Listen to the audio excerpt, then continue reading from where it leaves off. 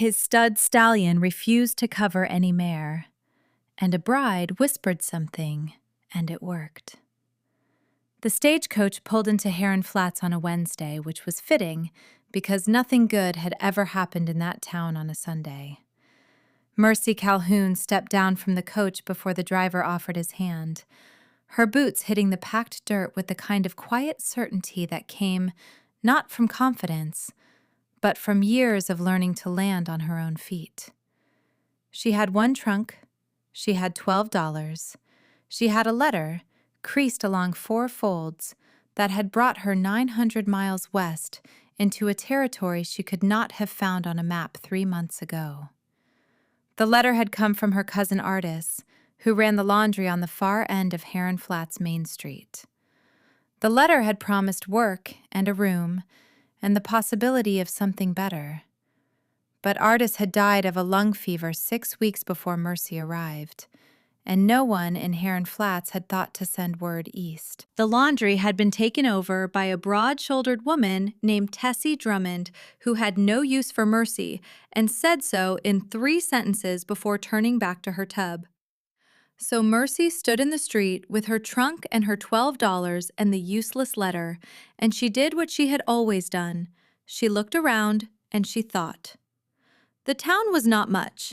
A mercantile with a sagging porch, a saloon with 2 horses tied outside even at this hour of the morning, a church that looked newer than everything else, the white paint still bright and incongruous against the brown and gray of everything surrounding it. A livery stable at the far end where a boy of about 12 was sweeping manure into a pile with the focused misery of someone who had been given the worst job and knew it. And beyond the town, stretching north, a ranch so large that its fencing seemed to go on past the point where the eye could follow. The cattle on that land were a dark smear against the pale winter grass, moving slow as cloud shadows. She had heard the name before she ever got off the stage. The other passengers had said it in the way people said the name of the weather, as though it were a condition of the landscape rather than a man. Webb Calloway. His ranch ran 30,000 acres up into the foothills. He ran more cattle than anyone else in 3 counties. He was the reason the railroad spur had come through, the reason the town had a bank, the reason the doctor had stayed when the fever took half the settlement 2 winters past. Webb Calloway. He had built this place, and he moved through it like a man who had forgotten that not everything belonged to him. She did not go to him first.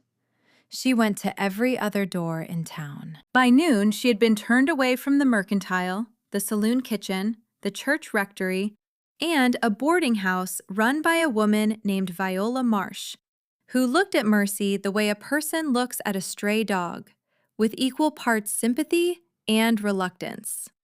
Viola said she was sorry, truly, but she had no room. The way she said truly told Mercy that she had plenty of room, but insufficient courage to use it. Mercy thanked her and left without bitterness. Bitterness required energy she could not spare. She ate the last of the hardtack she had carried from Kansas, and she sat on the edge of her trunk and she counted the problem in her head, the way her mother had taught her. You have what you have, you need what you need. Find the gap and fill it. She had a gift with animals. She had always had it, ever since she was small enough to climb through the fence rails rather than over them. Horses in particular. She did not know how to explain it and had mostly stopped trying. It was something in her hands, something in her voice, something in the way she did not flinch. Animals recognized the quality of a person who was not afraid of them, and they responded accordingly. She had calmed horses that threw grown men. She had brought mares through difficult births when the owner had already given up waiting. She had once walked up to a stallion that had broken through 3 paddock fences in a single morning and had talked to him for 20 minutes until he dropped his head and sighed and let her lead him back by nothing more than the loose loop of her shawl. She had heard something else in the stagecoach. The man sitting across from her, A cattle buyer named Prentice, who smelled of tobacco and road dust, had mentioned it without seeming to realize the significance.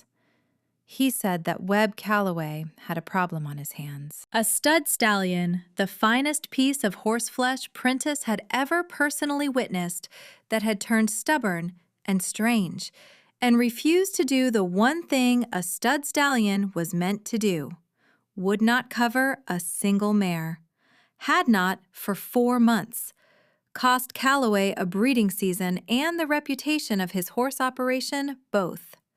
3 different horsemen had tried to resolve it, and none had managed anything but a trip to the ground. Mercy had listened and said nothing. She tucked the information away the way she tucked everything away, quietly, for later. She walked to the end of the street. She turned north. She walked toward the fence line of the Calloway Ranch, and when she reached the gate, she stopped and read the name burned into the wood overhead, and she stood there for a moment looking at it. Then she opened the gate and walked through it. The man she met first was not Webb Calloway. It was a foreman named Heck Dubrow, a raw-boned man with a face like something left out in the sun too long.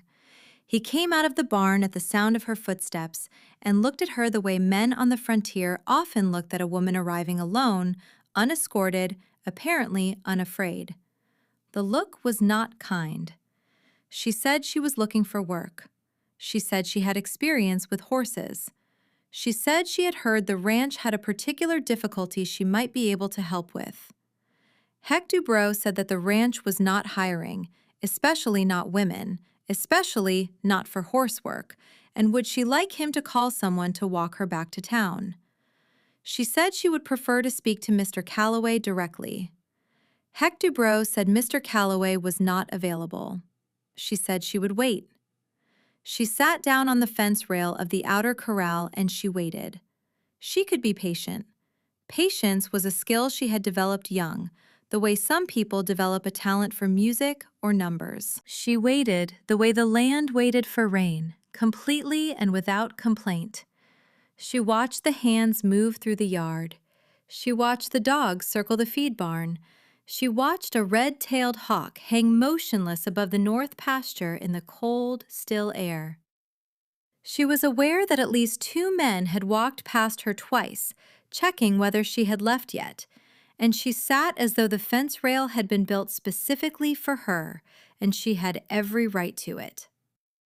It was nearly an hour before the sound of boots on the porch boards behind her made her turn. Webb Calloway was not what she had expected. She had built a picture of him in her mind from the way the stagecoach passengers talked, and the picture had been of someone larger, louder, more obviously commanding. The man who came down off the porch and crossed the yard toward her was quiet. He moved with the economy of someone who had long since stopped wasting motion. He was perhaps 40, perhaps a few years more, with the kind of face that had been weathered into something close to severity, the lines of it carved deep around his mouth and at the corners of his eyes. His eyes were the color of creek water over pale stone. He wore no hat, which she noticed, and his hands, when he hooked his thumbs in his belt and stopped 5 feet from her, were the hands of a man who did not only give orders. He looked at her for a moment without speaking. Then he looked past her at the corral, and she understood that she had chosen her fence rail well. She had been sitting for an hour within clear sight of the paddock where the stallion was kept, and she had not moved, and the stallion, a dark bay with a blaze like a crack of lightning down his face, had come to the fence and stood there watching her. That never happened. She could see from the way Calloway went still that it had not happened in a very long time. He said, "Who are you?" She told him. She told him where she had come from and why, and what had happened with her cousin Artis, and she told him plainly that she needed work and had nowhere else to apply for it in this town. She did not make it sound like desperation, because it was not desperation. It was a statement of fact, and she delivered it as such, the way her father had taught her to state facts before he taught her much else. looking the person in the eye and not softening it. He was quiet for long enough that she thought he would send her away. Then he said, "What did you do with the horse?" She said she had not done anything with the horse. She had sat on the fence and let him come to her. He looked at her again with those creek water eyes, steady and measuring. Then he looked back at the stallion, who had not moved from the fence, who was watching the two of them with an attention that horses do not usually pay to human conversations. He said he would give her 1 week. She could sleep in the small room off the cook shed that his last laundress had used. He would pay her for a week, whether the horse matter was resolved or not. If she could not resolve it, she would leave at the end of the week and he would have no hard feelings. If she could, they would discuss more permanent arrangements. She said that was fair. She did not offer her hand, neither did he. But as she climbed down from the fence rail, he took 1 step back to give her space to pass, and it was the first courtesy anyone had extended to her since she had arrived in Heron Flats, and she felt the small warmth of it in her chest as she walked toward the cook shed to put her trunk down. The stallion's name was Cannon.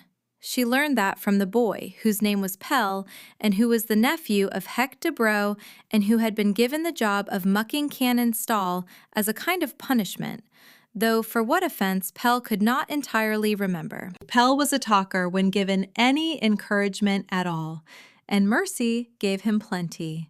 She asked questions and listened to the answers and let him feel like someone worth talking to, which he was, because children on working ranches see everything and forget nothing. Cannon had been purchased 3 years ago from a breeder in Colorado, Pell told her, and in his first 2 seasons he had covered every mare brought to him and covered them well. His offspring were already showing the quality: strong-boned, good-tempered, quick learners. Then something changed. No one knew what. No injury anyone could identify, no obvious illness, no event that anyone could point to as the turning. He simply stopped, would not approach a mare, would not be brought near one, would not be urged or led or forced. He had thrown 2 men who tried to force the matter and had put one of them into the wall of the barn with a kick that sounded, Pell said, like a rifle shot. Mercy listened to all of this. She asked Pell to show her where Cannon had been kept before, which was a different stall at the far end of the barn. She asked if the change in stall had come before or after the change in behavior. Pell thought about it for a long time. He scrunched his face up and looked at the rafters and chewed on the inside of his cheek. He said he thought it had been around the same time, maybe. He said there was a new foaling barn built and things got moved around, and Cannon had gone to the east end to make room for the broodmares. Why? She said she was just learning the horse. She spent the first 3 days doing nothing that could be called work, or nothing that looked like it to the ranch hands who passed and watched her with varying degrees of skepticism and contempt. She simply moved through Cannon's world and let him observe her. She sat in the barn in the mornings before anyone else was up, just sitting, reading by the light of a kerosene lamp she had borrowed from the cook shed, not looking at him directly, not approaching his stall door. She let the sound of the pages turning be a sound he got used to. She let the smell of her become a smell he knew, not a threat, not a stranger, just a presence that came and went without harm. She let him come to her when he was ready, and she let him leave when he was ready. She spoke to him in the same low, measured tone she used for prayer, which was a comparison she had never made to anyone because she suspected it would be misunderstood. Calloway watched her, not intrusively, not hovering, but she was aware of him the way you become aware of a fixed point in a landscape, a particular tree or a rock formation, something your eye keeps returning to without intention. He would be at the far end of the yard doing what ranch owners did, which seemed to involve a great deal of standing and looking at the land and occasional decisive walking that resulted in brief, intense conversations with his foreman and sometimes when she glanced up, he was facing her direction, and then he was not. She could not have said with certainty that he was watching her and not something else entirely, but she noticed. On the fourth morning, she found firewood stacked outside the door of the cook shed room. There had been none there the night before. It was cut and split and stacked in a neat pile that would last a week, maybe more. No one claimed responsibility for it. She said nothing to anyone about it. She simply carried 2 pieces inside and built a fire against the morning cold and felt something settle in her chest that was not quite safety and not quite gratitude, but was somewhere between the two. She was mending a bridle in the barn that afternoon when Calloway came in. He did not make a show of arriving. He simply appeared in the doorway with a mug of coffee in each hand, 2 mugs, both steaming, and he held one out to her, and she took it, and he leaned against the post across from her and drank his in silence while she worked. The silence was not uncomfortable. That was the thing that surprised her most. She had spent enough of her life in uncomfortable silences to know the difference between a silence that was waiting to turn hostile and a silence that was simply resting. This one had a quality of rest to it, like settling into a chair that fit. After a while, he said, "The horse was fine until we moved him." She looked up from the bridle. He said the old stall, the one Cannon had used for his first 2 seasons, had been the stall of a mare named Breezy, who had been Cannon's dam's half-sister, or something close to it. They had not known that when they bought him from Colorado. Cannon had been put in that stall his first week, and he had been easy in it from the start, easier than a young stallion in a new place had any right to be. The people on the ranch had attributed it to his breeding, his temperament. They had not considered the smell of the stall or what the smell meant to a horse who had lost his dam in the same year he was weaned. She set down the bridle. She said, "Has anyone put him in the old stall since the move?" He said the old stall was being used for feed storage. She said, "What if it were not?" He looked at her over the rim of his coffee cup. His expression did not change exactly, but something shifted in it, some slight recalibration, as though he had expected a different answer and was adjusting his calculations accordingly. He said he would have Heck move the feed before morning. She thanked him. He said there was nothing to thank. He picked up his empty coffee cup and left, and she sat for a moment looking at the doorway he had walked through, and the bridle lay in her lap forgotten, and she thought that this was a man who did not waste words, and that the words he did use carried a great deal of freight, and that she was going to have to learn to listen to that kind of economy if she was going to understand him at all. The feed was moved by evening. She put Cannon in the old stall herself, walking him quietly through the barn without ceremony, and he went into the stall without hesitation. He lowered his head and breathed in long and slow, and she watched the line of his neck ease. She said, "There you are. You were just missing something familiar." She let him settle overnight. On the 5th morning, Mercy brought a young mare to Cannon and stood at the fence of the paddock and waited. Half the ranch hands found reasons to be nearby. She could feel them watching, could feel the weight of their skepticism like a second set of clothes, heavy and ill-fitting. Heck Dubrow stood with his arms folded at the corner of the barn. Pell sat on the fence 2 posts down from her, trying to look like he was not watching, which he was entirely failing at. 2 other hands she knew only by their hats had stationed themselves on the far fence under pretense of checking a board that did not need checking. Cannon came to the paddock gate. He looked at the mare. He looked at Mercy. Mercy did not do anything dramatic. She did not command him or urge him or make any of the sounds that horsemen sometimes make, the clicking and clucking that horses learn to associate with human impatience. She spoke to him in that quiet, even tone that she had been using all week, the tone that had no demands in it, only steadiness, only the patience of someone who would wait as long as it took. She said, "It is all right now. "You are in your right place. You have what you need. She is a good mare. It is all right." That was all. Cannon walked toward the mare with the unhurried confidence of a horse who has made up his own mind. And the watching men were absolutely silent. Afterward, Calloway came to where she stood at the fence, and he was quiet for a long moment. And then he said, "What did you say to him?" She told him exactly what she had said. He looked at her in a way that was different from the other ways he had looked at her so far. Not like a problem to be assessed, not like a curiosity, not like someone he was still making up his mind about. More like something he recognized and had not expected to find here, in this place, under these circumstances. He said she could stay as long as she wanted to stay. He named a wage that was more than she had hoped for, and he said it without hesitation, as though he had already decided the number before he spoke it. He said she could have the cook shed room permanent, or, if she preferred, there was a larger room in the main house that had been a sewing room and had good light in the afternoons and was not being used for anything.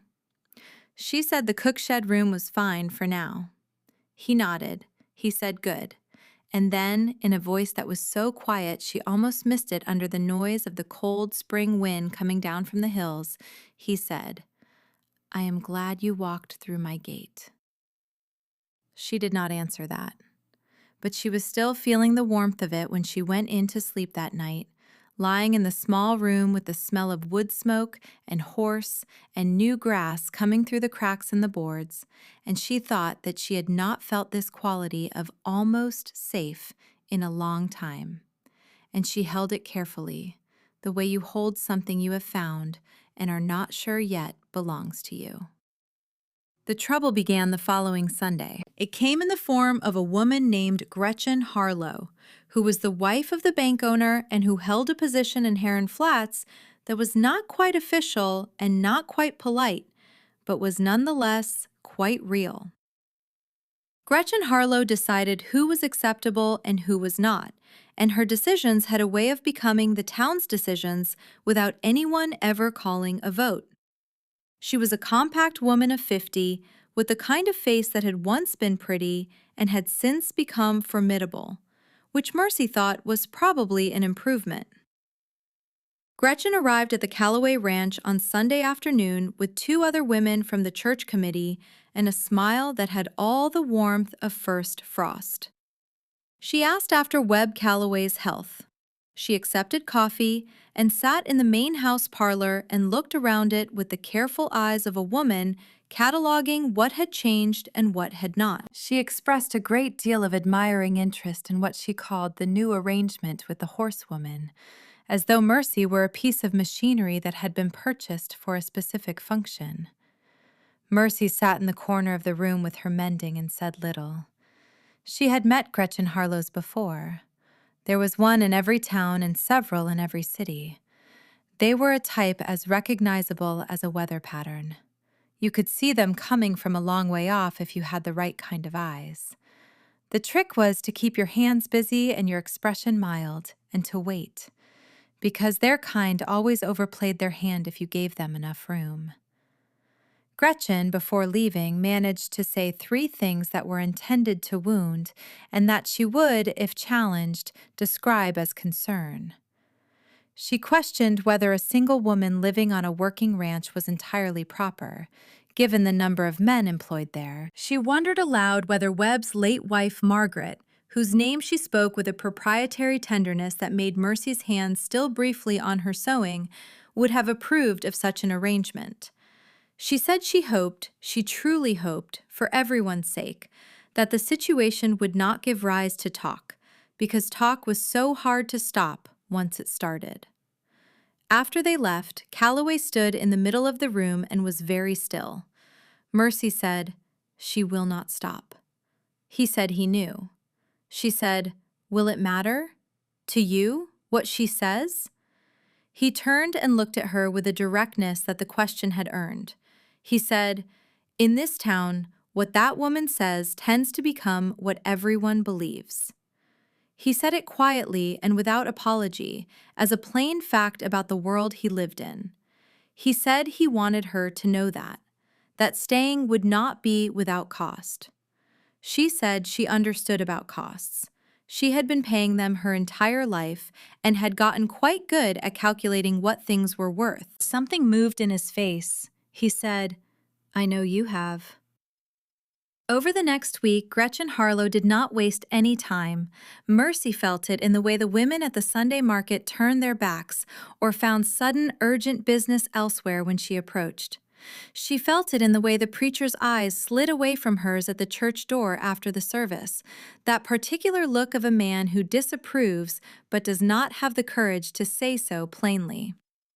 She felt it in the small, cold ways that a community communicates its displeasure to a person it has decided does not belong, the ways that leave no evidence but are as real as a shut door. What she had not expected was what happened inside the Calloway ranch. Two of the older hands, men who had worked for Calloway for years and had perhaps been counting on something that Mercy's continued presence disrupted, began to make the kind of trouble that is hard to name directly and harder to prove. Feed moved, so she would have to search for it. Gates left open that she had latched. A comment here and there, said in passing, just quiet enough that you could pretend you had not heard it. Heck Dubrow said nothing, but stood slightly in her way every time she needed to pass through a doorway. Not enough to call obstruction, enough to be a message. She dealt with each thing as it came, quietly, without complaint. She did not tell Calloway. She had not survived what she had survived by running to the nearest powerful person with her grievances. She had learned early that a woman who ran to a man with her trouble was a woman who had given up her own standing, and she had spent too long building hers to give it up easily. But she was tired. Some nights she sat on the step of the cook shed and looked at the stars and felt the particular loneliness of being in a place that has not yet decided whether it wants you. It was not a new feeling. She had worn it so long it fit like a work dress, familiar in its weight, familiar in the way it pulled at certain hours of the night. It was on one of those nights that Calloway found her. He came out of the main house without a lamp, which meant he had known she was there or had seen her from the window. He crossed the yard in the dark and he sat down on the step beside her, close enough that she could feel the warmth of him in the cold air, and he looked at the stars the way she had been looking at them. Not romantically, the way people look at things that are simply there. After a while he said, "You are not sleeping." She said she was sitting. He said that was not what he asked. She looked at him. His jaw was set in the particular way it got when he was thinking about something he did not want to say. She had learned to read that jaw. She had learned a great deal about him in the quiet hours of the past weeks, more than she had learned about most people in years of closer acquaintance, because quiet people, when they do speak, tend to mean it. He said, "My wife Margaret died in childbed. The child did not survive either." He said it with the flatness of something repeated so many times it had worn smooth, but underneath the smoothness she could hear the original shape of it, the thing it had been when it was new. He said he had not spoken her name to anyone outside of this property in 4 years, not because it hurt too much, but because no one had asked in a way that deserved an answer. He said he did not know why he was saying it now. She said she was glad he had. She meant it. She did not move closer. She did not take his hand. She understood that this man's grief was not something to be managed or soothed away. It was something to be sat beside, the way you sit beside someone in church, present but not intrusive, sharing the air of it. He sat for a while longer and then got up and went back inside, and she sat for a little longer under the stars and understood that something had shifted between them in a way that could not easily be shifted back, the way a river shifts after a flood, taking a slightly different course without any fanfare, simply because the pressure had changed. The following week, Calloway began taking his meals later, after the hands had eaten and the kitchen had quieted. On the third evening, she realized this was not coincidence. He was timing it so they would eat together at the long kitchen table with the last of the day fading at the window and the fire settling in the stove. She did not remark on it. She simply made sure there was something worth eating. They talked over those meals in a way she had not talked to anyone in a very long time. Not about important things at first. The horse bloodlines and which of the new foals showed promise, the weather patterns in the territory, and how a man learned to read them. The best way to treat a split hoof and whether the new method the farrier from Abilene had shown Pell last season was any improvement on the old. Small things, the kind of conversation that is really about something else entirely, that is really about learning the sound of each other's voices in a quiet room, learning the rhythm and the pause, the places where a silence is a full stop and the places where it is only a breath. He told her things, as the weeks passed, with the cautiousness of a man who had stored everything up for a long time and was unsure of the rate at which it was safe to release it. He told her about coming west as a young man with nothing but a mule and $40 and a stubbornness that he had mistaken for vision, and that had, by luck or providence or both, turned out to be enough. He told her about his brother Arden, who had come out a year after him and who had died of a rattlesnake bite in the third summer, 2 days from the nearest town, and how he had buried him alone on a hillside that he could still find today if he needed to. Not that he ever went back. He told her that some mornings he woke before light and could not, for a few seconds, remember why he had worked so hard to have all this, the land and the cattle and the house and the men who depended on him. And the answer took longer to find than it once had. She told him things too. Carefully at first, in small pieces, the way you feed a fire, a little at a time, watching it take. Her childhood in Ohio, the farm that had failed the same year her father took sick and never properly recovered. The years of taking whatever work there was, laundry and teaching and sewing and the dozen other things a capable woman could do for wages on the frontier if she was not too proud. She told him about the man she had been briefly married to at 22, a man who had been charming in the way that certain dogs are charming before they bite. She told him what that marriage had cost her and how long it had taken to understand that the cost was not her fault, and how she had gotten free, and how she had run west with one trunk and $12 and a letter that turned out to be a dead end. But she had gotten free, and that was the part that mattered. She watched his hands go still on the table when she said that. His knuckles went white, just for a moment, and then he deliberately relaxed them, one finger at a time, which told her he was aware of it, that he monitored himself in that way. He said, "He did not follow you." She said, "No, he tried." She said, "But I was faster." He looked at her across the table, and something in his expression was so unguarded and so fierce that she had to look away before she said something she was not ready to say yet. She taught him the names of the herbs she kept in the small collection she had arranged on the shelf in the cook shed, the shelf he had built without being asked. She had come back one morning from the paddock to find the cook shed changed, the shelf new and level on the wall, smelling of fresh-cut pine, with no explanation offered and no expectation of comment. She had said nothing about it because she had understood by then that saying thank you for things like that made him uncomfortable, that he needed the gesture to be received quietly, the way it had been given. She arranged her jars on it and let it stand for what it was.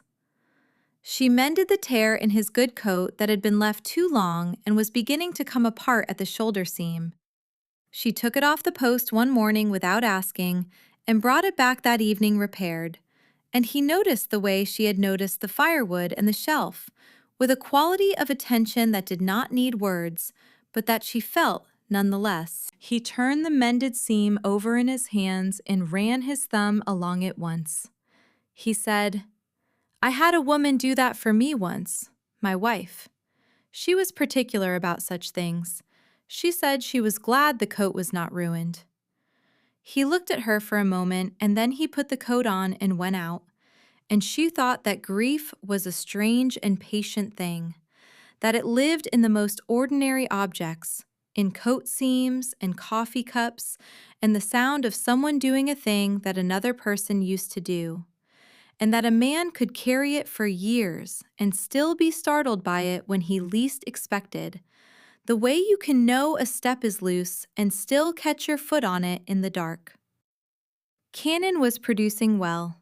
The spring foals were coming in with the quality that his breeding promised, and the word had begun to travel, because it always did on the frontier where news of a good stallion moved faster than news of almost anything else. Men arrived from neighboring ranches with mares in hand, and went away with something different in their faces than what they had arrived with. Not just satisfaction, but a kind of wondering. They had heard the horse had gone bad. They had not expected this. One of them, a rancher from the next valley named Forsyth, said to Calloway, "What did you do with him?" Calloway said, "I did not do anything." He said, "I hired the right person." Forsyth looked at Mercy, who was at the fence of Cannon's paddock, checking the latch that one of the hands kept leaving loose, and Forsyth's expression was the expression of a man who was reordering his information. He said, "The woman." Calloway said, "Yes." He said it with the quiet finality of someone who did not intend to say more, and did not. Mercy heard the exchange from where she stood, and she did not turn around, but she felt the warmth of it the same way she had felt the warmth of the firewood, privately and without show. The night that changed everything between them came on a Thursday, near the end of her second month on the ranch. She was in the barn checking on a mare who was close to foaling when she heard the sound. She could not have said what exactly it was, a creak that did not belong to the usual grammar of the building, a shift in the quality of the dark outside that her body registered before her mind caught up with it. She had learned to trust that kind of signal. It had kept her safe in circumstances where ignoring it would not have. She set down her lamp and moved into the shadow of the stall partition and waited. Someone was in the barn with her who had not come through the main door. There was a side door at the back, rarely used because its hinges were bad and needed replacing, and she could hear it now, the soft protest of those hinges in the dark. She stood very still, and she breathed carefully, and she waited. He came into the lamplight, and she recognized him immediately, the way she had recognized the type of man he was the first time she had seen him at the boarding house, standing in the street, looking at her with a look that had nothing accidental in it. His name was Roscoe Ham, and he had appeared in Heron Flats 6 weeks past and had taken a room at the boarding house and had been there since, which was longer than a man with no visible business had any reason to stay. She had asked Pell, who knew everything about everyone in town within a week of their arrival. Pell had said the man had told people he was waiting on a land deal. She had known he was lying the first time she got close enough to see his eyes. He was her former husband Theodore's cousin, come out with a warrant that Theodore had paid to have written, and that accused Mercy of theft, which was a lie, but a lie on paper in a territory where the law was thin on the ground could be as damaging as the truth. Roscoe had a pistol in his hand. He said, "Theodore sends his regards." She said, "Theodore can send them somewhere else." He was 10 feet from her, which in a barn was no distance at all. The lamp was between them, and she was in the shadow and he was in the light, which was one advantage. She had a second advantage he did not know about. On the shelf above the mare's stall, within arm's reach, was the rifle she had taken to keeping there since she had started night-checking the foaling mares. It had been Calloway's suggestion, made without ceremony, 3 weeks ago. He had said, "You are in this barn alone after dark. You should have something." He had not asked whether she knew how to use it. He had simply recognized that she would. She reached for it. Roscoe Ham was fast. She had expected him to be, but she was faster because she did not have to find it in the dark. She knew exactly where it was, and her hand closed on it without searching, and she had it up before he had taken 2 steps. The shot she fired went into the barn roof and was not aimed at Roscoe Ham, because she had thought this through in the fraction of a second available to her, and decided she did not want the complication of having shot a man in another person's barn. It was aimed at the lamp, which she knew would shatter and take out the light, which it did. In the darkness and the noise and the mare screaming in the next stall, she moved. She had spent enough hours in that barn to move through it by feel and memory. She went past the stall and through the side door and around the outside of the building and came up behind Roscoe Ham as he was stumbling toward the main door, still half blind from the lamp going out. She said, "Drop the gun."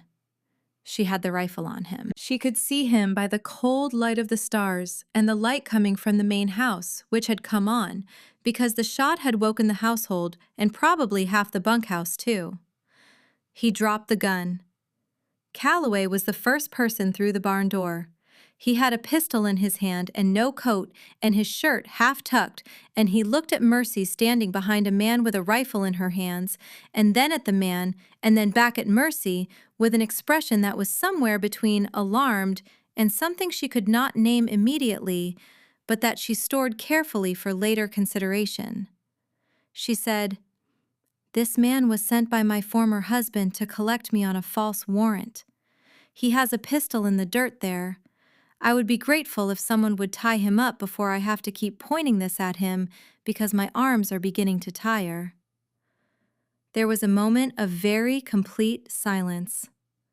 Calloway said, "Pell, get the rope." Roscoe Ham was tied up and locked in the root cellar, and 2 men were sent to Heron Flats on horses to fetch the marshal. Mercy stood outside the barn with the rifle loose in her hands and breathed carefully until the shaking in her hands stopped, which took longer than she would have liked. She was not afraid of what had happened. She was angry, and anger took longer to settle than fear. Calloway came and sat beside her on the fence of the outer corral, and he was quiet for a long time. He said, "You could have been killed." She said, "I was not." He said, "Mercy." She turned and looked at him. He was looking at his hands, which were pressed flat on the fence rail, and she could see the muscle in his jaw working steadily. He said, "I should have looked harder at that man when he arrived. I know every face that stays in this town more than a week. I noticed him, and I did not ask you. I was not paying the kind of attention I should have been paying, and you could have been hurt because of it." She said, "That is not your fault to carry." He said, "It feels like mine." She said, "I know what that feels like, carrying things that are not yours." She looked at him and she said, "You have been doing it a long time. With Margaret, with your brother. I can see it. You walk like a man who is used to the weight of things that are not his to carry alone." He was very still for a long moment. She said, "I am not telling you to put it down. I know it is not that simple. I know you cannot just set it aside because someone tells you to. I am just saying that I can see it, and it does not make you less." He turned and looked at her then, really looked at her, and the expression on his face was the unguarded one, the one she had seen glimpses of in the kitchen and in the barn and on the steps at night, the one that had nothing of the controlled, careful owner of this land in it. Just a man who was tired and had been alone for longer than was good for him. He said, "I am not a man who knows how to need things." He said it plainly as an admission, not as an apology. He said, "I had that trained out of me young." She said, "I know. I am watching you learn." He reached out and took her hand, not with any announcement, not with the ceremony that such moments sometimes acquire in the telling. He simply reached across the fence rail in the dark and took her hand, and she let him hold it. And they sat like that for a time with the stars overhead and the horses shifting in the corral and the sound of the wind coming down cold off the hills. And it was, she thought, the most ordinary, extraordinary thing that had ever happened to her. The next morning, Gretchen Harlow came to the ranch. She had heard about the incident because everyone in Heron Flats had heard about it by dawn. News moved through a small frontier town the way water moved through dry ground, finding every crack and hollow instantly. Gretchen arrived with her 2 committee women, and she asked to speak to Mr. Calloway alone. And he said he had no private business today, and she said this was a delicate matter. And he said whatever she had to say, she could say in front of his household. Gretchen looked at Mercy, who was sitting at the kitchen table with her hands around a coffee cup, and performed the calculation she always performed, assessing how much she could spend and how much she had left to spend it with. She said she felt it was her duty, as a longtime friend of the Calloway family and of the memory of Margaret, to speak plainly. She said that the presence of a woman with Mercy's history, a woman who had been followed out here by a man with a warrant, a woman whose background was uncertain and whose marriage had been irregular, was not appropriate for a man of Webb Calloway's standing in the community. She said that the town was already talking. She said she would not be responsible for where the talk went if things continued as they were. Calloway said, "I want to make sure I understand you clearly." He said it in a voice that was quiet and level, and that everyone in the room understood was neither. He said, "You are suggesting I should ask her to leave?" Gretchen said she was suggesting only what propriety and good sense required. He said, "With respect, Gretchen, I have known you a long time, and you have been useful to this town, and I have been glad of it. But this is my house, and this is my land, and what happens on it is my decision." He said, "This woman solved a problem that 3 experienced horsemen could not solve. She defended herself last night in this barn with more composure and better judgment than most men I have employed.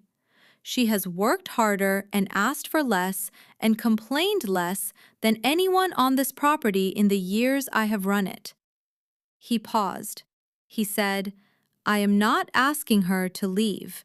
I am asking you to leave." The silence in the kitchen was like something solid. Gretchen said, "Webb." He said, "This is the second time. I am asking you to leave my property." He said it without raising his voice and without anything in his face that she could call anger, which was worse, for Gretchen, than anger would have been. Gretchen Harlow left. Her 2 committee women followed her in silence. The door of the main house closed behind them, and the sound of it was the sound of something finished. Mercy looked at Calloway. He was standing with his back to her, his hand still on the doorframe, and she could see the tension in his shoulders slowly releasing. She said, "That will cost you." He turned around. He said, "She was already spending my patience long before you arrived." He said it with a dryness that surprised her into almost laughing, which she suspected had been his intention. He crossed the room and stopped in front of her, and he stood close enough that she had to look up to meet his eyes. He said, "I have been trying for several weeks to find the right way to say this." He said, "I am not a man who comes easily to the words." He said, "But I would like you to consider staying, not as a horse hand, not on a wage, as something that would mean you did not have to keep one eye on the door." She looked at him for a long moment, looking for the thing that would tell her this was wrong or premature or built on something that would not hold. She found nothing of the kind. She found a man who had shown her, in 100 small ways that required no interpretation, what she meant to him. A shelf built in the morning before she woke, firewood stacked in the dark, a seat at a table timed so that she would be there. Her name said in a certain voice that she had only heard in that particular tone once in her life before, and that had been her own father, when she was young enough that the world had not yet taught her to be afraid of it. She said, "I have been considering it. For some time," he said, "and..." She said, "Ask me properly and I will answer properly." He took a breath that she thought was the breath of a man who had not asked anything of anyone for a very long time and had forgotten that the asking was not the dangerous part. He said her name. And then he said, "Will you stay?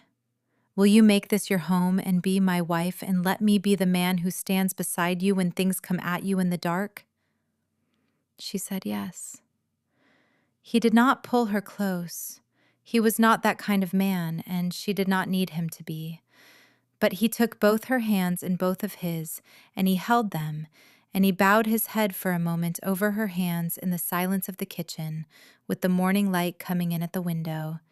And she thought that this was what prayer looked like, when a person had stopped believing they deserved an answer, and had received one anyway.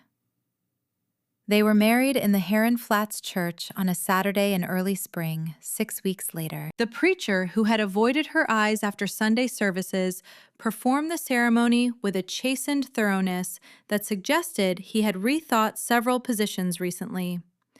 Pell sat in the front pew and cried without any apparent embarrassment, and when someone told him to stop, he said he had something in his eye, and no one believed him.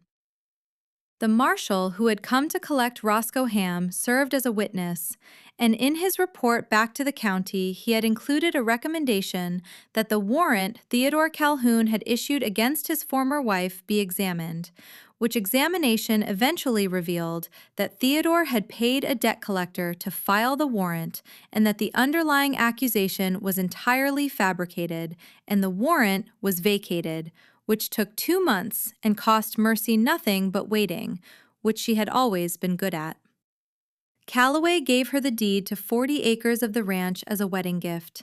He had not warned her. He had simply handed it to her after the ceremony in the churchyard, folded in the same plain way he folded everything, with no ribbon and no ceremony, just the thing itself. She looked at the deed for a long time.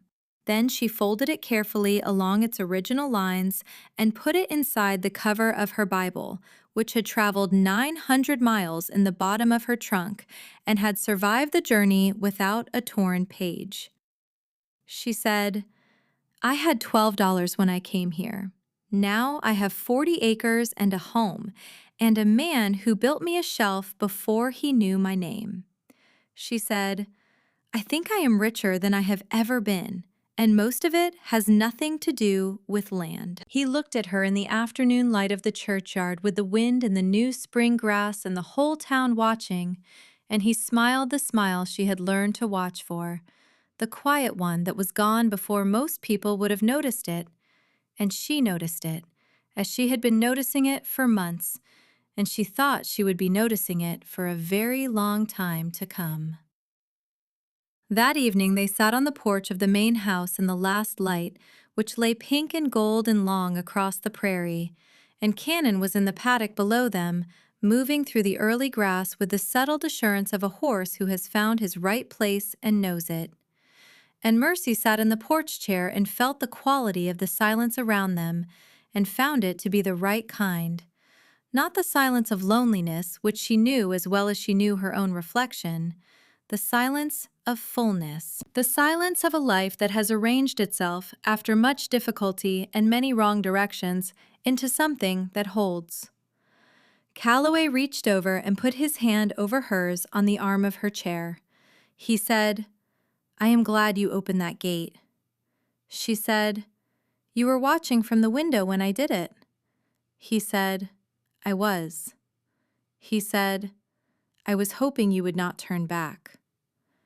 She turned her hand over and held his. She looked out at the land and the fading light and the horse moving easy in the last of the day, and she thought of 900 miles of road and one dead-end letter and $12 and a fence rail she had sat on without being invited.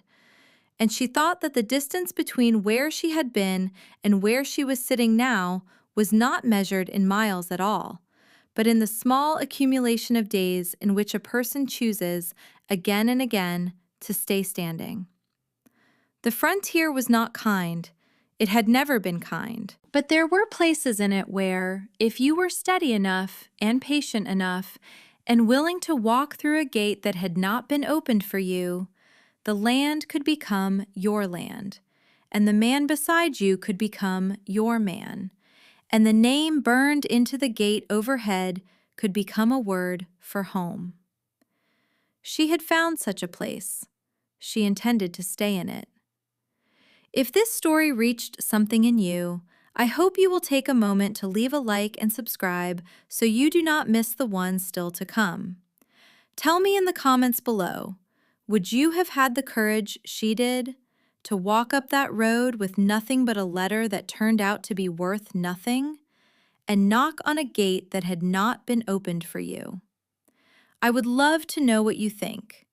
Until next time, take very good care of yourselves.